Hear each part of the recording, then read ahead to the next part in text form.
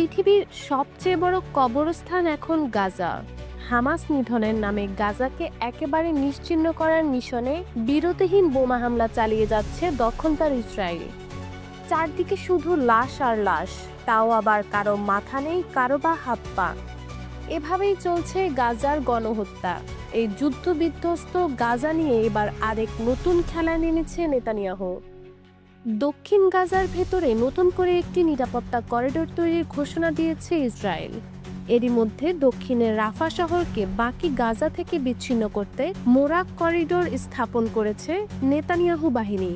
Israeli সংবাদ মাধ্যম প্রকাশিত মানচিত্র অনুযায়ী করিডোরটি গাজার পূর্ব দিক থেকে পশ্চিম পর্যন্ত বিস্তৃত। নেতানিয়াহু গত বুধবার এই করিডোরের ঘোষণা দেন। তিনি জানান, এটি রাফা শহরকে গাজার বাকি অংশ থেকে বিচ্ছিন্ন করবে। মিডল ইস্ট আইয়ের প্রতিবেদনে বলা হয়, মোরাক ছিল একটি ইহুদি বসতি যা রাফা এবং খান ইউনিসের মাঝামাঝি অবস্থান করত। নেতানিয়াহু ইঙ্গিত দিয়েছেন করিডোরটি এই দুই শহরের মধ্য দিয়ে যাবে। শনিবার ইসরায়েলি সেনাবাহিনী জানিয়েছে, দক্ষিণ গাজার নতুনভাবে গঠিত একটি নিরাপত্তা করিডোরে তাদের ৩৬তম ডিভিশনের সেনাদের মোতায়েন করা হয়েছে। তবে করিডোরটি ঠিক কোথায় এবং কত সেনা মোতায়েন করা হয়েছে সে সম্পর্কে স্পষ্ট কোনো তথ্য জানা যায়নি। এদিকে গাজার বিভিন্ন জায়গায় ইসরায়েলের বোমা হামলা অব্যাহত রয়েছে। গত ২৪ ঘন্টায় সাংবাদিক, শিশুসহ অন্তত ৪৬ জন ফিলিস্তিনি নিহত হয়েছেন। অন্যদিকে দক্ষিণ গাজায় ১৫ জন জরুরি কর্মী হত্যাকাণ্ডের ঘটনায় ইসরায়েলের সেনাবাহিনী ভুল বলে স্বীকার করেছে ইসরায়েল।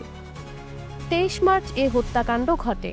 রোববার ৬ এপ্রিল বিবিসির প্রতিবেদনে জানানো হয়, ওই সময় রাফার কাছে ফিলিস্তিনি রেড ক্রিসেন্ট সোসাইটির অ্যাম্বুলেন্স, জাতিসংঘের একটি গাড়ি এবং গাজার সিভিল ডিফেন্সের একটি দমকলের গাড়ির উপর গুলি চালানো হয়। ইসরায়েল প্রথমে দাবি করেছিল যে হেডলাইট না থাকায় অন্ধকারে গাড়িবহরটিকে সন্দেহজনকভাবে এগিয়ে আসতে দেখা যায়, এ কারণেই সৈন্যরা গুলি চালায়। এছাড়াও ইসরায়েল বলছে যে যানবাহনগুলো আসার আগে সেনাবাহিনীর সাথে সমন্বয় করেনি বা সম্মতিও নেয়নি।